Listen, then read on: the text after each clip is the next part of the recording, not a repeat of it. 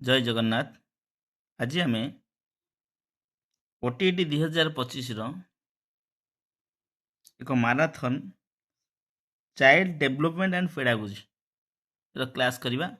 बहुत important shirt question Gudi आलोचना करवा जोटा कि परीक्षार शेष मुहूर्त यहाँ निश्चिंत भाव काम लगे। देखा एक नंबर क्वेश्चन कौन अच्छी ना, एक नंबर क्वेश्चन अच्छी शिक्षार्थी मानक मध्यरे व्यक्तिगत तारतम्य चिन्हट करने केउं विषयगत ज्ञान शिक्षक को साहाय्य करे।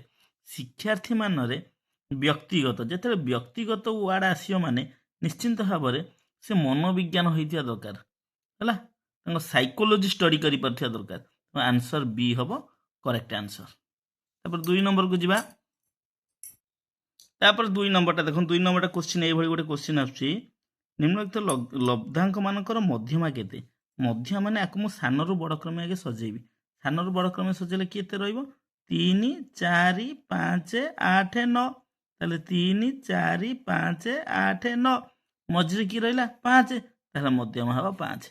आर होची सानरु बड़ क्रमे सजेबी, तापरे मझिरे जो संख्याटा रहिबो सेटा होची मध्यमा।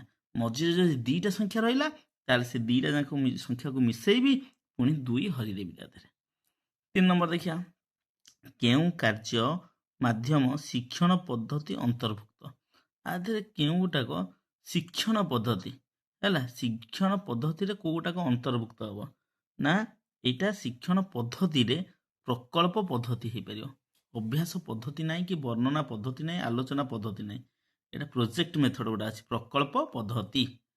तापर 4 नंबर क्वेश्चन को निम्नलिखित उपादान मध्यरु शिक्षार्थी केंद्रीय पाठ्यक्रम कहार गुरुत्व। गोटे अच्छी चाइल्ड सेंटर्ड, गोटे हूँ टीचर सेंटर्ड। शिक्षार्थी केंद्रीय जिते बड़े सेठी शिशु सबु बेले सेंटर रे रहिबो, माने शिशु सेठी जहा करिबो शिक्षक माने सुनिबे, आ शिशु माने ग्रुप रे आलोचना करी प्रॉब्लम को सॉर्ट आउट करिवे। आ जोठी टीचर सेंटर्ड हे जिवो सेठी कोन टीचर सेठी ही सब किछि, जोटा कि कॉलेज रे टीचर सेंटर हुए माने लेक्चरशिप मेथड जोटा सेटा को आजिबो कोन टीचर सेंटर। त एठी आंसर राइट आंसर कोन हबो ना बी हबो।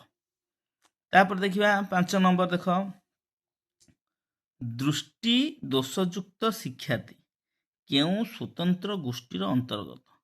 ताले दृष्टि दोषयुक्त शिक्षार्थी माने जहा आखि की देखा जाउनी से केउं स्वतंत्र दृष्टि रहिबे ना, से निश्चिंत भाव मानसिक असुविधाग्रस्त ना, आर्थिक असुविधाग्रस्त ना, सामाजिक असुविधाग्रस्त ना, ताले कौन सी नुहे। आंसर हम डी। कहीं जड़े दृष्टि जी तार माने आखि की देखा जाऊनी ता मुंड कहीं खराब हो सेमती किसी ना। जनक आखि की देखा जाऊँ तार पैसार असुविधा कहीं थी, जनक आखि की देखा जाऊनी समाज में कहीं असुविधा भोग। तेना तीनोटी जाक कौन गोटे भी ठीक नुहे। उत्तर हम कौटा ना डी।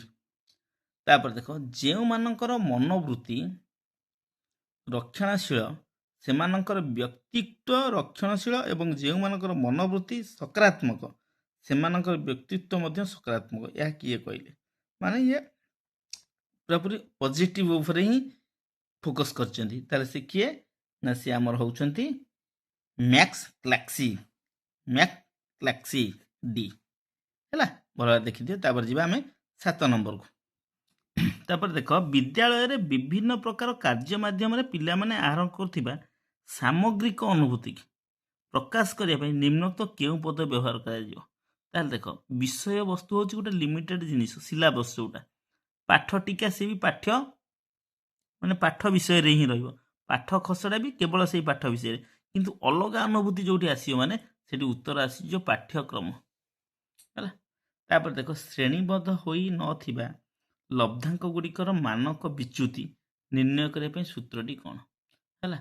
माने श्रेणीबद्ध होई नथिबा कौन लब्धांक गुड़िकर मानक विच्युति निर्णय करने कौटाक ना आमर हो एटा सी summation of x square by n र रूट ओवर मानक विच्युति summation of x square by n र होल रूट।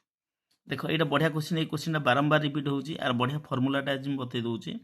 गोटे व्यक्तिर आईक्यू हूँ 150 एमए हूँ 30 हेले सीए केते। ताले सीए रो फर्मूला हूँ କ'ଣ ନା MA Bai IQ into 100।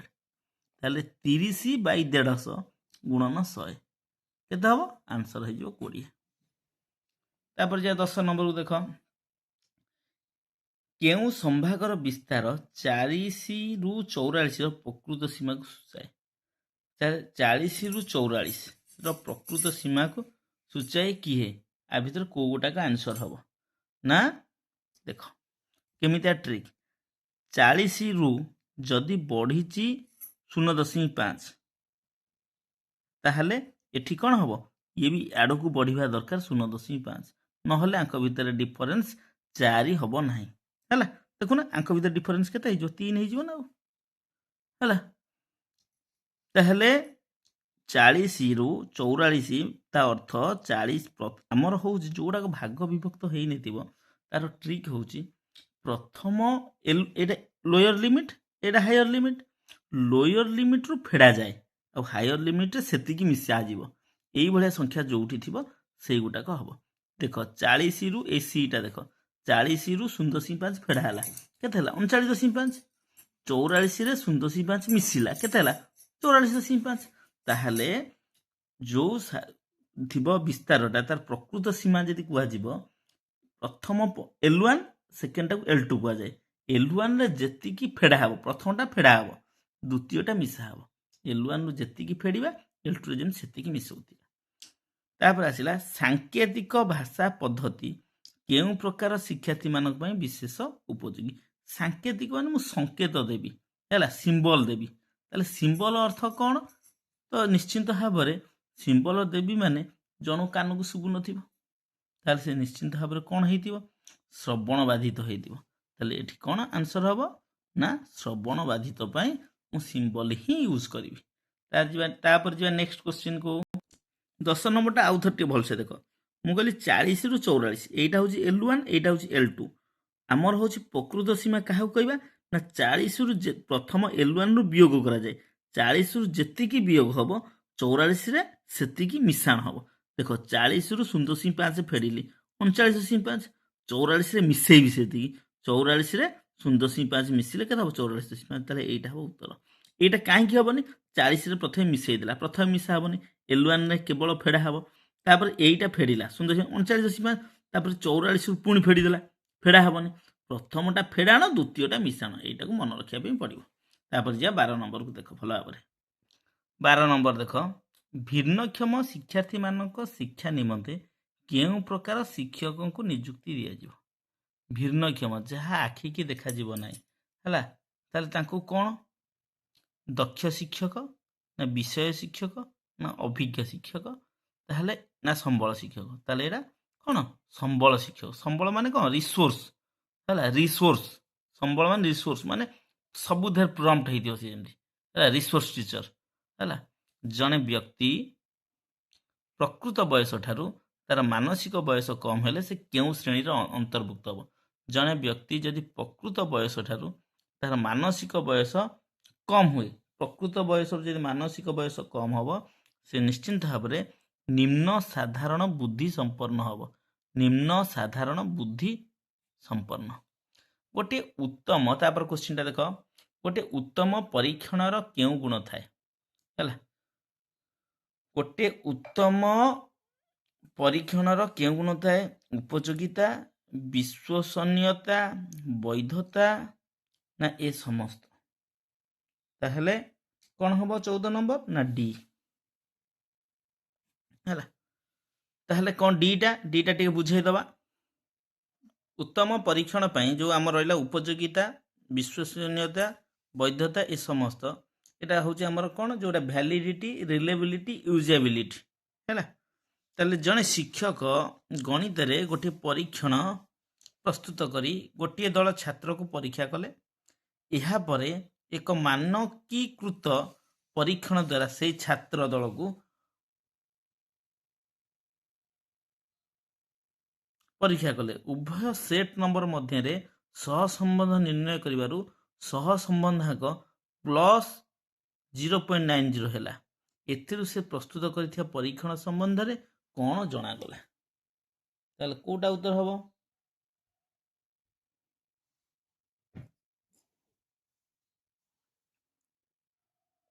15 number ନା ଏହା ଏକ ବୈଧ ପରୀକ୍ଷଣ ହେଲା। ତ ବୈଧ ପରୀକ୍ଷଣ ମାନେ କ'ଣ ନା ଏଇ ଯେଉଁ ପରୀକ୍ଷଣଟି ପ୍ରସ୍ତୁତ କରାଯାଇଛି ହେଲା, ଏ ପରୀକ୍ଷଣ କ'ଣ ଠିକ୍ ମାନକୀକୃତ ହୋଇଛି, ଷ୍ଟାଣ୍ଡାର୍ଡାଇଜେସନ୍ ହେଇଛି, ତେଣୁ ଏହା ଏକ ବୈଧ ପରୀକ୍ଷଣ। ତାପରେ ଯିବା, ପିଆଜଙ୍କ ମତ ଅନୁସାରେ ବୌଦ୍ଧିକ ବିକାଶରେ ସ୍ଥୂଳ ସଂକାର୍ଯ୍ୟଧର୍ମୀ ପର୍ଯ୍ୟାୟର ହାରାହାରି ବୟସ କେତେ? ତାହେଲେ ସ୍ଥୂଳ ହାରାହାରି ବୟସ କେତେ ହେଇଯିବ ନା ଆମର ହେଇଯିବ 7 ରୁ 12 ବର୍ଷ। ତାପରେ ଯିବା 17 ନମ୍ବର, ଶିକ୍ଷଣ ପ୍ରଗତିଶୀଳ ପୁନଃବଳନଯୁକ୍ତ ଶିକ୍ଷଣ ପ୍ରଗତିଶୀଳ ପୁନଃବଳନଯୁକ୍ତ ବ୍ୟବହାର ଗ୍ରହଣ ପ୍ରକ୍ରିୟା, ଏ ଉକ୍ତିଟି କିଏ କହିଥିଲେ ନା ଏ ଉକ୍ତିଟି ଆମର କିଏ ସ୍କିନର କହିଥିଲେ। ସ୍କିନର ପ୍ରାଥମିକ ସ୍ତରରେ ଅକ୍ଷର ଶିକ୍ଷାଦାନ ସମୟରେ ଲେଖିବା ଓ ଡାକିବା ଉପରେ ଗୁରୁତ୍ୱ ଦିଆଯାଏ। ଏହା କେଉଁ ଶିକ୍ଷଣ ତତ୍ତ୍ୱ? ଲେଖିବା ଆଉ ଡାକିବା এটা କେଉଁ ଶିକ୍ଷଣ ଯୁକ୍ତ ହବ ନା ଏଇଟା ହବ ଅନୁବନ୍ଧିତ ଶିକ୍ଷଣ ତତ୍ତ୍ୱ, ଅନୁବନ୍ଧିତ ହେଲା। କାରଣ ଦେଖ ପ୍ରଯତ୍ନ ପ୍ରମାଦ ନୁହେଁ, ପର୍ଯ୍ୟବେକ୍ଷଣ ତ ନୁହେଁ, ତାହେଲେ ଏଇଟାକୁ ଅନୁବନ୍ଧିତ। ଗୋଟେ ଜାଗାରେ ମାନେ ପ୍ରାଥମିକ ସ୍ତରରେ ପିଲାମାନଙ୍କୁ ଗୋଟେ ଜାଗାରେ ବାନ୍ଧିକି ରଖିଦିଅନ୍ତି ହେଲା। କ'ଣ ଏଗୁଡ଼ା ଡାକରେ 1 2 ଅ ଆ ଏଗୁଡ଼ା ଡାକିଲେ ପିଲାମାନେ ବାନ୍ଧି ହେଇ ଲେଖିବେ, ତ ସେଇଟାକୁ ଅନୁବନ୍ଧିତ ଶିକ୍ଷଣ ତତ୍ତ୍ୱ କୁହାଯାଏ ହେଲା। ତାପରେ ହେଲା ଅନଗ୍ରସର ଶିକ୍ଷାର୍ଥୀମାନଙ୍କଠାରେ କେଉଁ ଲକ୍ଷଣ ପରିଲକ୍ଷିତ ହୁଏ? ଅନଗ୍ରସର ଶିକ୍ଷାର୍ଥୀମାନେ ତାଙ୍କଠାରେ କ'ଣ ଥାଏ ନା ତାଙ୍କଠାରେ ଥାଏ ବିଶ୍ଳେଷଣାତ୍ମକ ଦକ୍ଷତା, ନା ଉଦ୍ଦେଶ୍ୟ ଭିତ୍ତିକ ଆଚରଣ, ନା ସମ୍ମାନଜନକ ବୃତ୍ତି ନିମନ୍ତେ ଅଭିଳାଷ, ନା ଧାରଣା ପ୍ରକାଶରେ ଅକ୍ଷମତା। ତାହେଲେ ଏଗୁଡ଼ା ସବୁ ଯାକ ତିନିଟା ଯାକ ପଜିଟିଭ୍ ଜିନିଷ, ଏଇ ଗୋଟିକ ନେଗେଟିଭ୍ ଜିନିଷ, ତାହେଲେ ଏଇ ଗୋଟାକ ହିଁ ଉତ୍ତର ହେବ। ତାହେଲେ ଧାରଣା ପ୍ରକାଶର ଅକ୍ଷମତା, ଯେହେତୁ ଅନଗ୍ରସର ସେ ଫିଜିକାଲି ହ୍ୟାଣ୍ଡିକ୍ୟାପ୍ଟ, ସେ ତାଙ୍କ ନିଜ ଧାରଣାକୁ ପ୍ରକାଶ କରିପାରନ୍ତି ନାହିଁ। ତାପରେ କେଉଁ ଉକ୍ତିଟି ଠିକ୍? ବୃଦ୍ଧି ଏକ ମାନସିକ ପ୍ରକ୍ରିୟା, ବିକାଶ ଏକ ଶାରୀରିକ ପ୍ରକ୍ରିୟା, ବୁଦ୍ଧି ଏକ ଗୁଣାତ୍ମକ ପ୍ରକ୍ରିୟା, ବିକାଶ ଏକ ମନସ୍ତାତ୍ତ୍ୱିକ ପ୍ରକ୍ରିୟା। ତାହେଲେ ନିଶ୍ଚିନ୍ତ ଭାବରେ ଏଇଟା ହେବ କ'ଣ ନା ଆମର ବିକାଶ ଏକ ମନସ୍ତାତ୍ତ୍ୱିକ ପ୍ରକ୍ରିୟା। ବିକାଶ ଜଣେ କରିଛି, ଡେଭଲପ୍ କରିଛି, ତାହେଲେ ଏଇଟା ତାର ହେଉଛି କ'ଣ ମେଣ୍ଟାଲି। ଯଦି ମନସ୍ତାତ୍ତ୍ୱିକ ପ୍ରକ୍ରିୟା ଯଦି ତାର ମନଟା ଡେଭଲପ୍ ହେଇଛି, ତାହେଲେ ଆମେ ଜାଣିବା ଯେ ସେ ବିକାଶ ହିଁ ହେଇଛି। କେଉଁ ଉକ୍ତିଟି ଠିକ୍? ତାହେଲେ ବିକାଶ ବଂଶଗତ ଓ ପରିବେଶ ପ୍ରଭାବ ଉପରେ ପର୍ଯ୍ୟବେସିତ ନୁହେଁ, ନା ବିକାଶ ନିର୍ଦ୍ଦିଷ୍ଟ ଦିଗରେ ଗତି କରେ ନାହିଁ, ନା ପ୍ରତ୍ୟେକ ବ୍ୟକ୍ତିର ବିକାଶ ଧାରା ସ୍ୱତନ୍ତ୍ର, ପ୍ରତ୍ୟେକ ବ୍ୟକ୍ତିର ବିକାଶ ଧାରାବାହିକ ନୁହେଁ, ନା ପ୍ରତ୍ୟେକ ବ୍ୟକ୍ତିର ବିକାଶ ଧାରା ସ୍ୱତନ୍ତ୍ର ହେଲା। ଗୋଟେ ଲୋକକୁ ଧର ମୁଁ ଦେଲି 1000 ଟଙ୍କା, ଆଉ ଗୋଟେ ଲୋକକୁ ବି 1000 ଟଙ୍କା ଦେଲି, 2 ଜଣ ସେ 1000 ଟଙ୍କାକୁ ୟୁଟିଲାଇଜ୍ କରିବେ ସେମ୍ ବାଟରେ କି? ନା, ଇଏ ଅଲଗା ବାଟରେ, ସିଏ ଅଲଗା ବାଟରେ, କାରଣ ଉଭୟଙ୍କର ବିକାଶ ଧାରା ସ୍ୱତନ୍ତ୍ର ଅଟେ। ବିକାଶର କେଉଁ ପର୍ଯ୍ୟାୟରେ ଶିଶୁ କଳ୍ପନା ପ୍ରିୟ ହୋଇଯାଏ? କ'ଣ କଳ୍ପନା ମାନେ ଭାବେ, କହିବ ମୁଁ ମନେ ମନେ ହିରୋ ଭାବିବ, ତାହେଲେ ସେଇଟା କେଉଁ ପର୍ଯ୍ୟାୟରେ ହେବ ନା ସେଇଟା ନିଶ୍ଚିନ୍ତ ଭାବରେ କ'ଣ ଆମର ଆଦ୍ୟ ବାଲ୍ୟ ଅବସ୍ଥା ବେଳେ, କ'ଣ ଆଦ୍ୟ ବାଲ୍ୟ ଅବସ୍ଥା ବେଳେ ସେଇଟା ହିଁ ସେ ଭାବିବ। ତାପରେ ଯିବା ନେକ୍ସଟ କ୍ୱେଶ୍ଚିନ୍ କି, ପାଭଲଭ କେଉଁଠାରେ ପ୍ରଥମେ ତାଙ୍କର ଅନୁବନ୍ଧନ ଶିକ୍ଷଣ ତତ୍ତ୍ୱ ପରୀକ୍ଷଣ କରିଥିଲେ? ପାଭଲଭ କେଉଁ ଜାଗାରେ କରିଥିଲେ ନା ସେ କରିଥିଲେ କେଉଁ ଜାଗାରେ ନା ଆମର ଲେନିନଗ୍ରାଡ ଗୋଟେ ଜାଗା ଅଛି, ସେଇ ଜାଗାରେ ସେ କରିଥିଲେ। ବୌଦ୍ଧିକ ବିକାଶର କେଉଁ ପର୍ଯ୍ୟାୟରେ ଶିଶୁ ଆତ୍ମକେନ୍ଦ୍ରିକ ବିକାଶ ଘଟିଥାଏ? ଆତ୍ମକେନ୍ଦ୍ରିକ ବିକାଶ କେଉଁଥିରେ ଘଟିଥାଏ ନା ଏଇଟା ଆମର ସମ୍ବେଦୀକାରକ। ତାପରେ ଆସିଗଲା ପିଲାମାନଙ୍କର କେଉଁ କାର୍ଯ୍ୟରେ ଦଳଗତ ମନୋଭାବ ପରିବର୍ତ୍ତନ? ପିଲାମାନଙ୍କର କେଉଁ କାର୍ଯ୍ୟରେ ଦଳଗତ ମନୋଭାବ ପରିବର୍ତ୍ତନ ହୋଇଥାଏ? ତାହେଲେ ପିଲାମାନଙ୍କର ତାହେଲେ ବୌଦ୍ଧିକ ବିକାଶର କେଉଁ ପର୍ଯ୍ୟାୟରେ ଶିଶୁ ଆତ୍ମକେନ୍ଦ୍ରୀୟ ହୋଇଥାଏ? ସେଟା ହେଉଛି ପ୍ରାକ୍ କୈଶୋର ଅବସ୍ଥାରେ ହେଇଥାଏ ହେଲା। ତାପରେ ଥର୍ନଡାଇକ୍ କ'ଣ କହିଲେ? ପ୍ରଯତ୍ନ ପ୍ରମାଦ ଶିକ୍ଷଣର ଦ୍ୱିତୀୟ ପରୀକ୍ଷଣ କେଉଁ ଜୀବ ଉପରେ କରିଥିଲେ?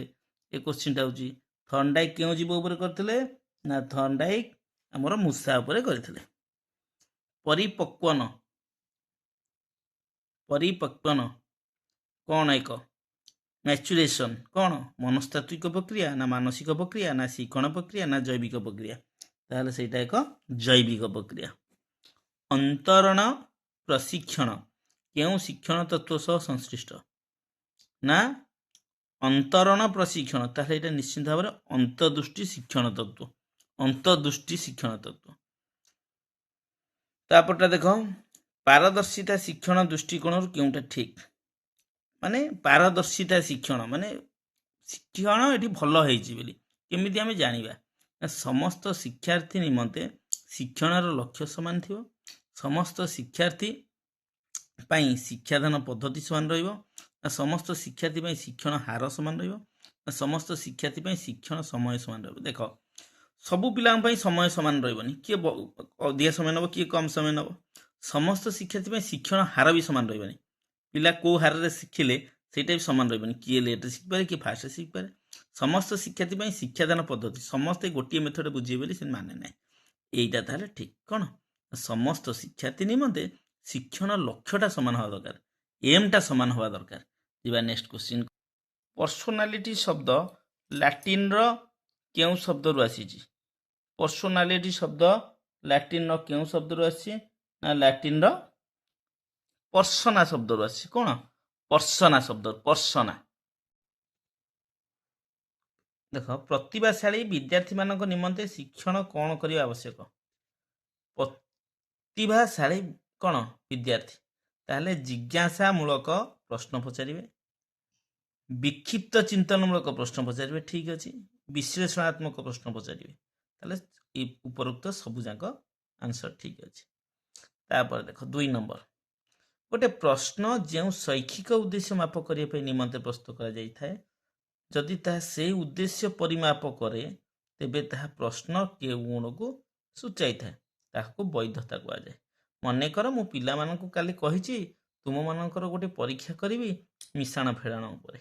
ମୁଁ ଯଦି ପରୀକ୍ଷାରେ ମିଶାଣ ଫେଡ଼ାଣ ପକାଇଲି ତାହେଲେ ନିଶ୍ଚିନ୍ତ ଭାବରେ ମୋ ପରୀକ୍ଷାଟା ବୈଧତା ହେଲା। ଯଦି ମିଶାଣ ଫେଡ଼ାଣ ଛାଡ଼ି ଅଲଗା ଜିନିଷ ପକାଇଲି ତାହେଲେ ସେଠି ବୈଧତା ନୁହେଁ।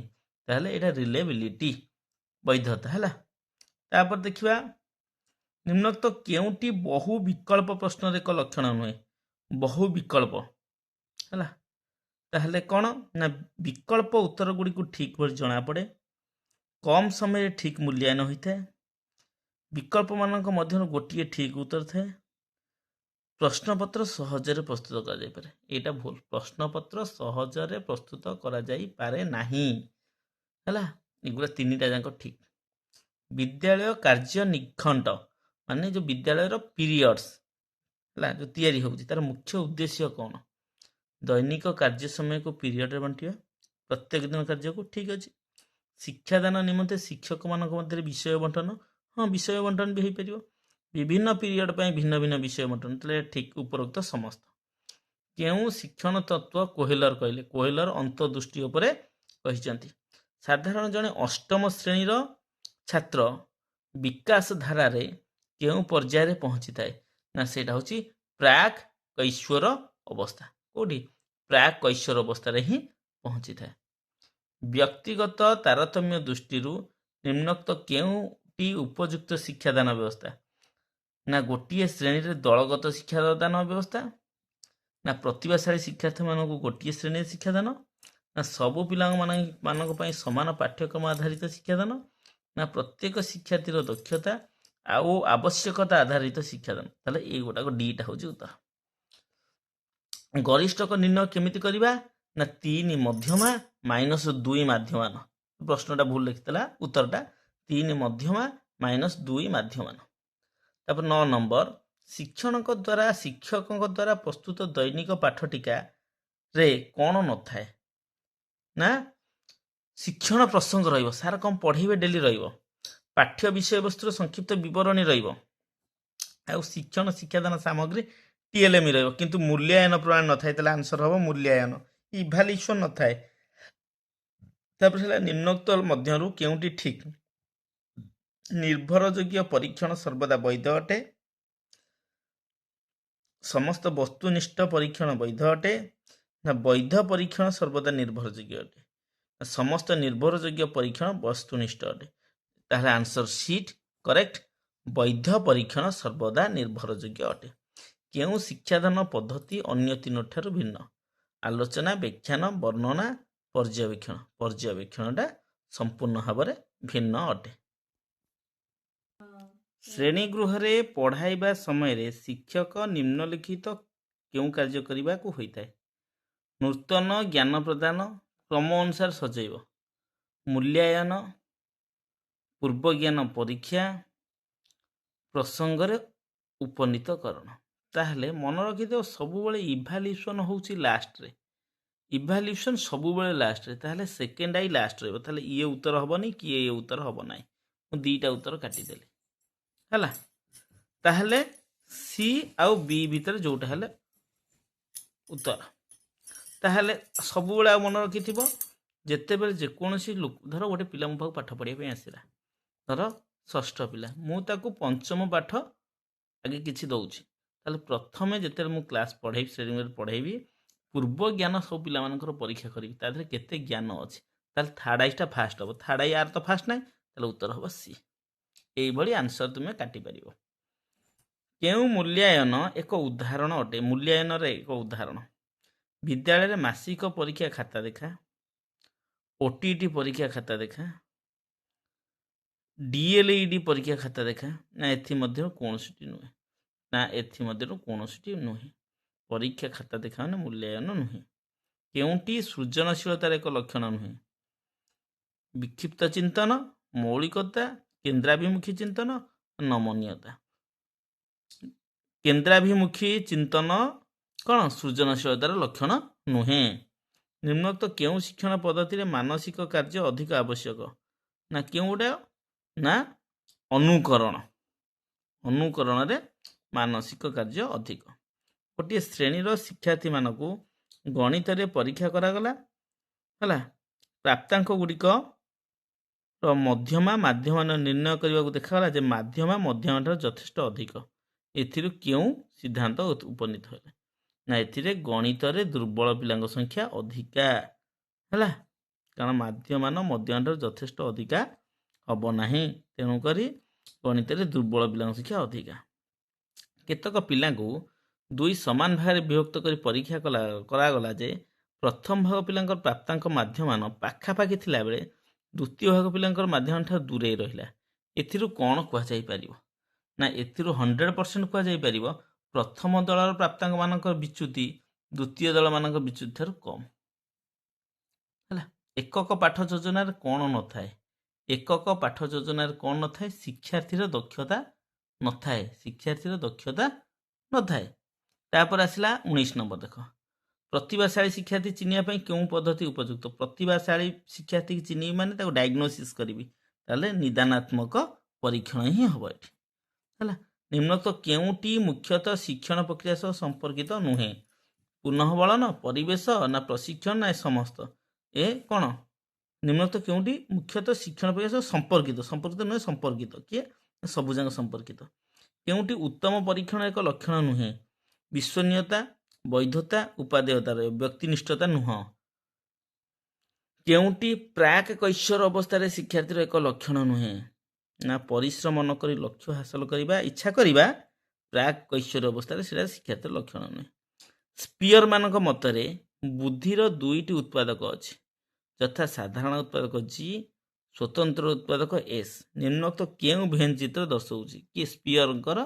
ନା ଦେଖାଉଛି କେଉଁଟା? ଏଇଟା, ମାନେ ଜି ଆଉ ଏସ୍ ଭିତରେ କିଛି ଇଣ୍ଟରସେକ୍ସନ୍ ରହୁଛି, ସାଧାରଣ ଉପାଦାନ ମଧ୍ୟ ରହୁଛି। ତାପରେ କ୍ୱେଶ୍ଚିନ୍ ଯିବା। ସୁରେଶ ରମେଶକୁ ଗୋଟିଏ ସାରଣୀଭୁକ୍ତ ପ୍ରାପ୍ତାଙ୍କର ମାଧ୍ୟମାନ ସଂକ୍ଷିପ୍ତ ପ୍ରଣାଳୀ ନିର୍ଣ୍ଣୟ କରିବାକୁ କୁହାଗଲା। ସୁରେଶ ସର୍ବନିମ୍ନ ସମ୍ଭାଗରେ ଆନୁମାନିକ ମାଧ୍ୟମାନ, ରମେଶ ସର୍ବୋଚ୍ଚ ସମ୍ଭାଗରେ ଆନୁମାନିକ ମାଧ୍ୟମାନ ନେଲେ। ଉଭୟ ନିର୍ଣ୍ଣୟ କରିଥିବା ମାଧ୍ୟମାନରେ କି ପାର୍ଥକ୍ୟ ଦେଖାଯିବ? ନା ଉଭୟ ନିର୍ଣ୍ଣୟ କରିଥିବା ମାଧ୍ୟମାନ ସମାନ ହେବ। ତେଣୁକରି ସର୍ବନିମ୍ନ ସର୍ବାଧିକରେ ଆଦେ କିଛି ଡିଫରେନ୍ସ ଆସିବ ନାହିଁ। ଶିକ୍ଷଣ ତତ୍ତ୍ୱ ସମ୍ପର୍କରେ କେଉଁ ଉକ୍ତିଟି ଠିକ୍?